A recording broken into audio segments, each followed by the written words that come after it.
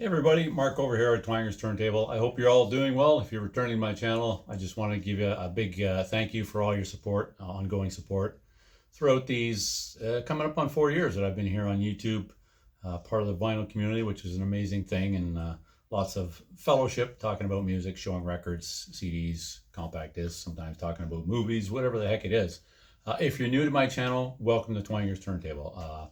I hope you'll find something you'll dig, you'll stick around and check out some of the other videos I have done and series I've done as far as the stuff that I dig, basically, and hopefully you'll dig some of that as well.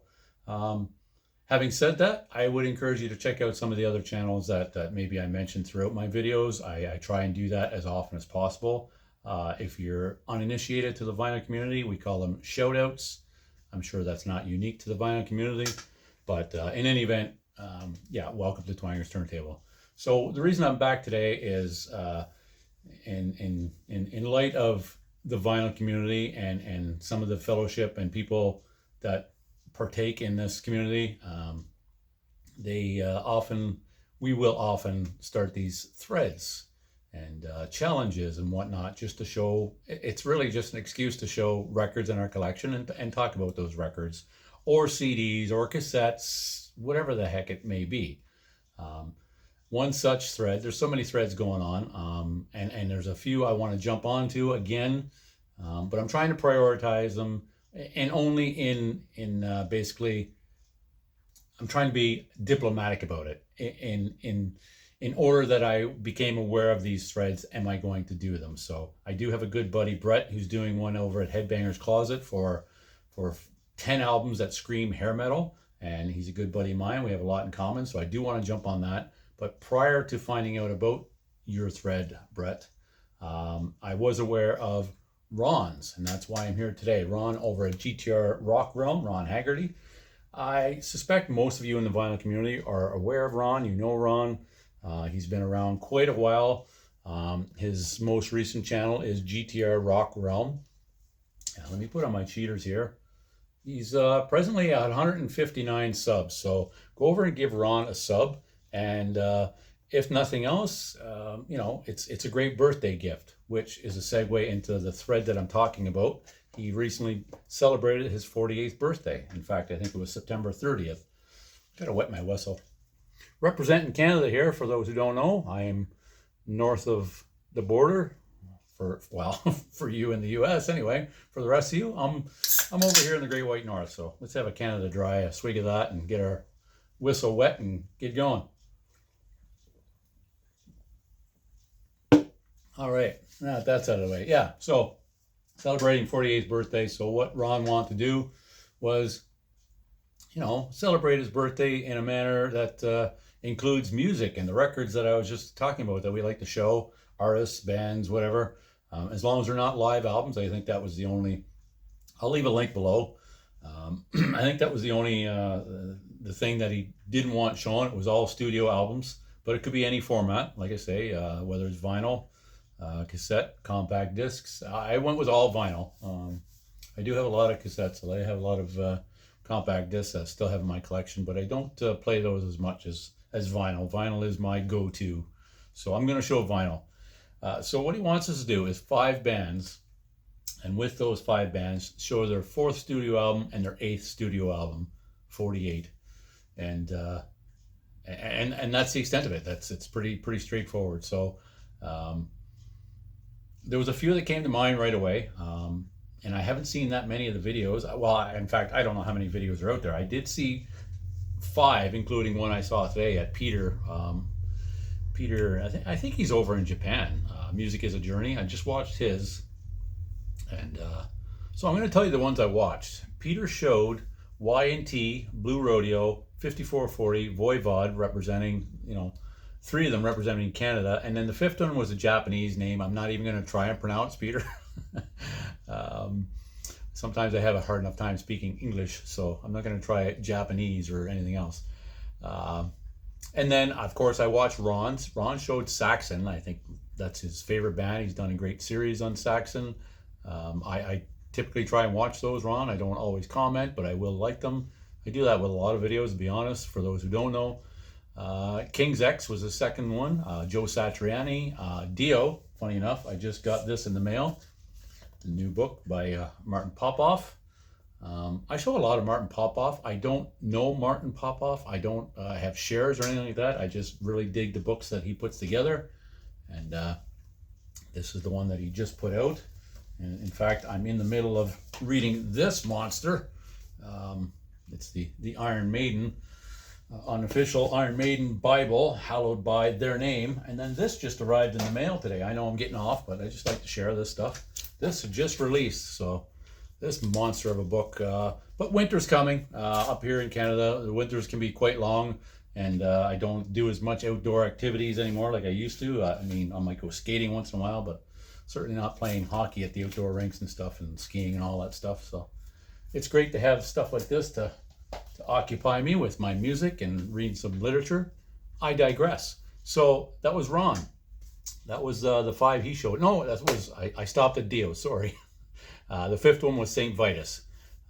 And then Craig, I watched Craig's over at Spirit of Vinyl. He showed Slayer. I was surprised he didn't show any Megadeth, but he was playing some Megadeth. 2, he showed Kiss, and then Maiden and Judas Priest, both of which came to mind for me right away, 2 of my favorite bands. And then the 5th one was Lamb of God, which was good to see. I mean, I personally don't see a lot of diversity out of, and that speaks more to the channels that I watch, and that's not even fair. That's the wrong way to put it. I do see a lot of diversity. I don't see a lot of modern metal. And that's just because it's not usually in my wheelhouse. I do like some of it, and I do have some Lamb of God. So anyway, what I'm saying, it was good to see. I like Craig's stuff. Go check out any of these guys. I'll leave links to below. Steve over at A is for Alice, B is for Bob, and C is Community for sure with Steve. He showed, and I liked his take on it. It was the coming and going he did of the 4th and 8th albums where there was members changing or vocalists, well, members of the band. He did Deep Purple, Black Sabbath, Uriah Heep, Wishbone Ash, and Blue Oyster Cult. I thought about doing Black Sabbath as well, but I don't have Never Say Die on vinyl.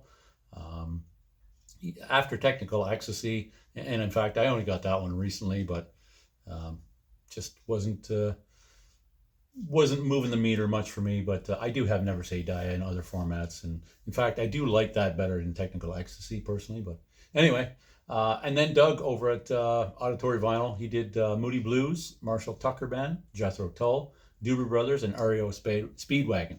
So those are the 5 that I've seen so far jumping on this response and to Ron's birthday bash, if you will.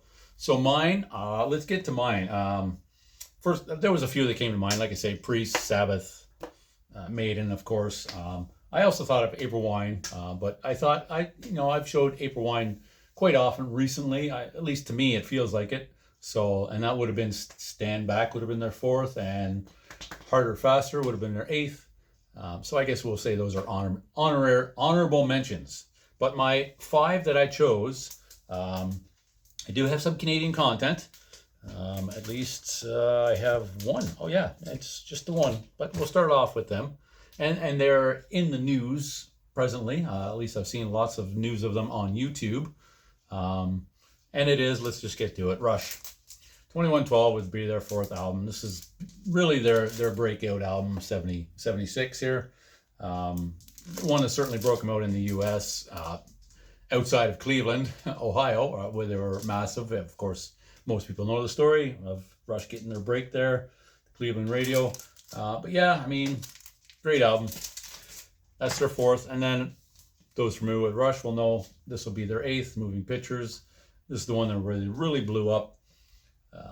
Yeah, I'm not going to elaborate on a whole bunch of stuff here because I'll be here all freaking day. So, and I'm already at about 10 minutes. So let's just blow through these.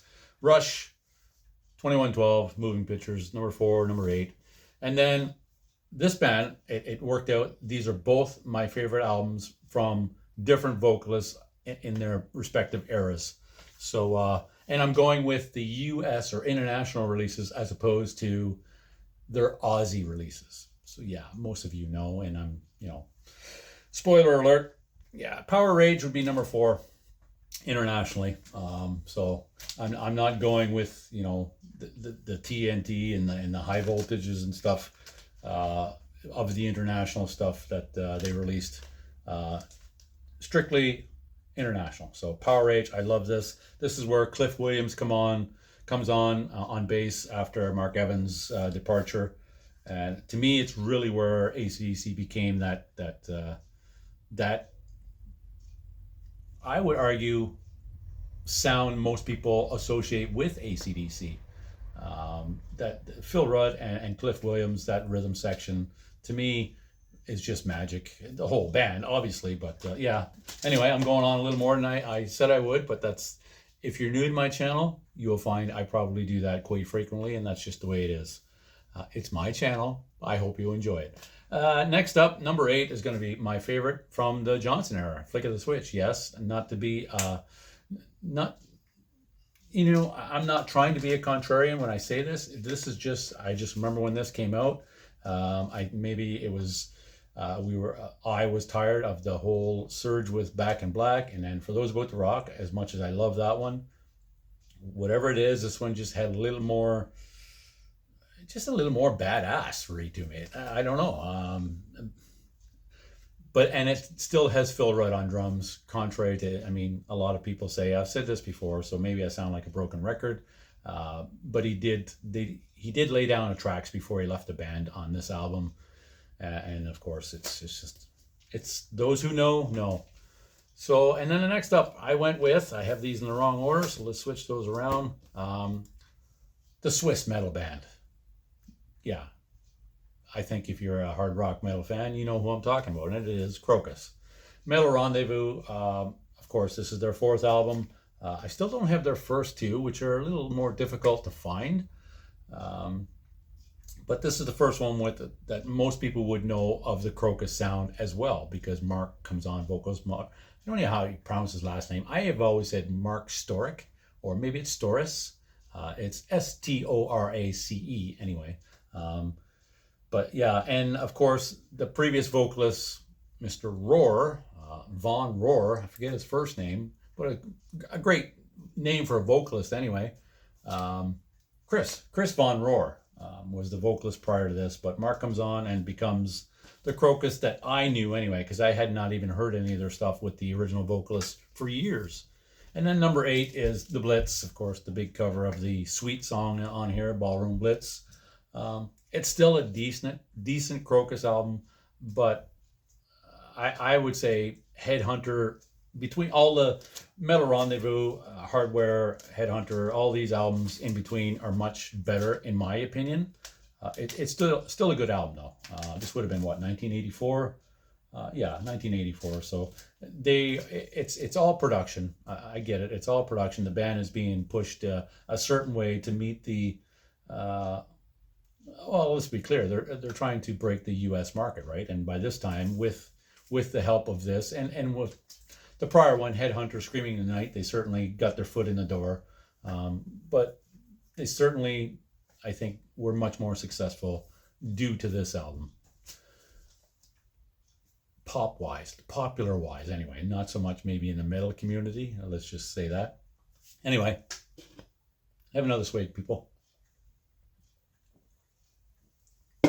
Next up, another one that's been one of my faves for a long time.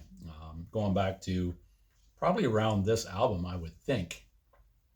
Because I remember my buddy Mike, I've said this story before, but for those who are not aware of it, my buddy Mike had this on cassette, Motorhead, and something else he all purchased around the same time. Actually, it was Krokus, Headhunter, this, and Motorhead album on cassette at the same time. I've got these in the wrong sequence too, so let me switch those around. Now I'll have to backtrack. But album number 4, Scorpions, Virgin Killer. Not with the original album art, thankfully.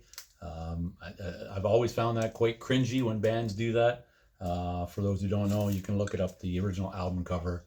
I think it's like it's a girl on the front. She's just a kid, and I just do not like that kind of stuff. But anyway, yeah, so this is their 4th album. Really good album, Virgin Killer. This is a reissue. It's on this blue wax. I don't have to take it out to show you, but I just got this, I think, in 2023, 2024, 2023. But I've always had that on compact disc or cassette. It's one of my favorites by the Scorps. And then this is as well. This is one I was referring to, 1982. This is when they're really blowing up, before Love at First Thing and the big worldwide live tour. Although the Tokyo Tapes is an amazing kick-ass live album as well. How much of it is live is debatable, but great album. Love this, 1982. And I think we're getting near the end. Yes, this is the last, number 5. Last, but certainly not least. And I chose these specifically because of album number 8, that I don't think gets any love. In fact, it gets a lot of hate.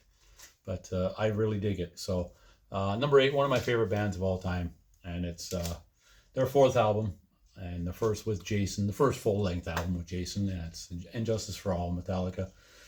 Yeah, amazing album. This is the one that's notorious for the Grammy Awards. The first year they had that category of hard rock metal, and they lost out to Jethro Tull. Funny enough, they weren't the only band to lose out to Jethro Tull, because on the ballot for the same category was AC/DC for their album Blow Up Your Video. But yeah, that's album number 4 by Metallica. And of course, if you know Metallica, you know number 8 is Saint Anger, and I really dig this album. Don't care what the haters say. It's as somebody who has always loved Lars and his drumming, I know he's a guy that gets kicked. Whatever, I don't care about that shit. He's a fantastic drummer, and I don't know if the people who are hating on them think that their shit doesn't stink or what it is, or they're just could sit in his stool and play, and maybe some of them could, but there's when it comes to drumming, it's not just technique all the time. There is a certain feel you have and a chemistry you have with the guys you're playing with, and Lars has that.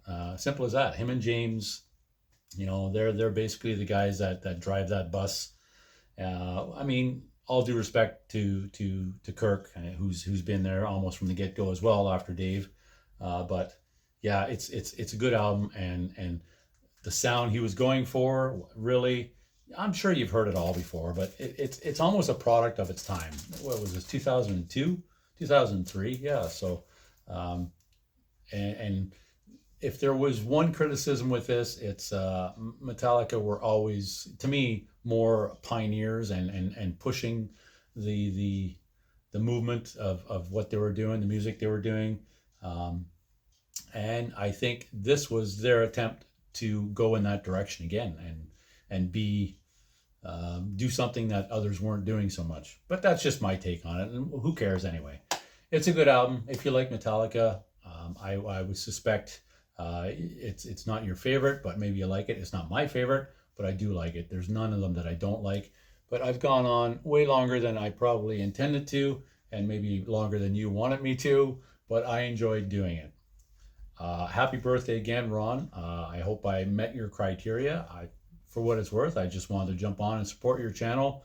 Maybe we'll get some people over there to sub up and get you the subs that you deserve. You do a lot of great content, and I appreciate the manner in which you present your channel. So go over there and sub them, everybody. And I'm going to leave it at that. Hopefully I'll get a chance to jump on this other thread or two. I did see another one, I think, recently that I am tempted to jump on as well, but we'll see how it goes with the ones I have in my mind queued up first, and the other stuff I want to do as well with my recent pickups. So there you go. I'll leave it at that. I hope you enjoyed it, and I hope to see you again soon on the next one, whenever that may be. We'll see, yet to be determined. But enjoy your day, folks, and we'll see you next time here at Twanger's Turntable. Cheers, everybody. Bye.